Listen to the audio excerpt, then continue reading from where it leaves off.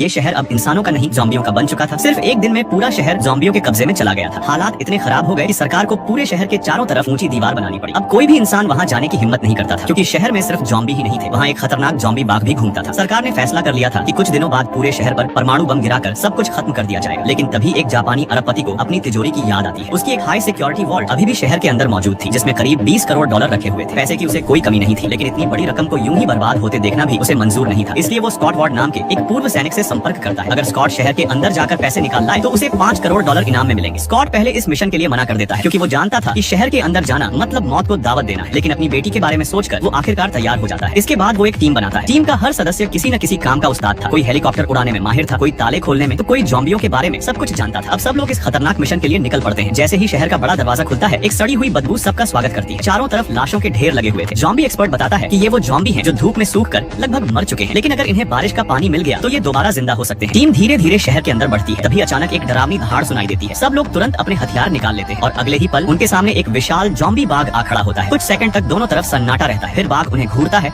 और बिना हमला किए वापस चला जाता है। बाकी लोग राहत की सांस लेते हैं, लेकिन ज़ॉम्बी एक्सपर्ट समझ जाता है कि मामला गंभीर है। उसके मुताबिक बाघ अपने मालिक को खबर देने गया है। तब वो एक अजीब फैसला लेता है। वो टीम के एक सदस्य को ज़ॉम्बी राजा के लिए बलि के रूप में छोड़ देता है। बाकी लोग हैरान रह जाते हैं। तब उन्हें पता चलता है कि शहर में सिर्फ ज़ॉम्बी नहीं रहते, उन्होंने अपना पूरा साम्राज्य बना लिया है। उनका एक राजा है, एक रानी है और उनके अपने नियम है। जो इंसान उनके नियम नहीं मानता वो जिंदा नहीं बचता। कुछ देर बाद ज़ॉम्बी रानी अपने सैनिकों के साथ आती है। वो बलि स्वीकार करती है और टीम को आगे बढ़ने देती है। अब रास्ता साफ हो चुका था। टीम आखिरकार उस इमारत तक पहुंच जाती है जहां तिजोरी मौजूद थी। योजना के मुताबिक कुछ लोग हेलीकॉप्टर तैयार करने चले जाते हैं, जबकि बाकी लोग वॉल्ट खोलने निकल पड़ते हैं। लेकिन तभी एक बड़ा राज सामने आता है। पता चलता है कि जापानी अरबपति को पैसों से कोई मतलब ही नहीं था। उसका असली मकसद कुछ और था। वो ज़ॉम्बी रानी का सिर चाहता था, क्योंकि उसके डीएनए की मदद से एक बेहद ताकतवर जैविक हथियार बनाया जा सकता था। यहीं से सारी गड़बड़ शुरू हो जाती है। ज़ॉम्बी रानी को पकड़ लिया जाता है और उसकी मौत हो जाती है। जब ये खबर ज़ॉम्बी राजा तक पहुंचती है तो उसका गुस्सा 7वें आसमान पर पहुंच जाता है, क्योंकि सिर्फ उसकी पत्नी ही नहीं मरी थी, उसके पेट में पल रहा बच्चा भी मर गया था। अब ये सिर्फ बदले की लड़ाई बन चुकी थी। ज़ॉम्बी राजा पूरी सेना लेकर इंसानों पर हमला कर देता है। उधर टीम तिजोरी खोलने में लगी हुई थी। काफी मेहनत के बाद आखिरकार वॉल्ट खुल जाता है। अंदर नोटों के पहाड़ लगे हुए थे। सब लोग खुशी से बैग भरने लगते हैं। लेकिन तभी एक और बुरी खबर मिलती है। सरकार ने परमाणु हमला पहले करने का फैसला कर लिया था। अब उनके पास भागने के लिए बहुत कम समय बचा था और तभी ज़ॉम्बियों की पूरी सेना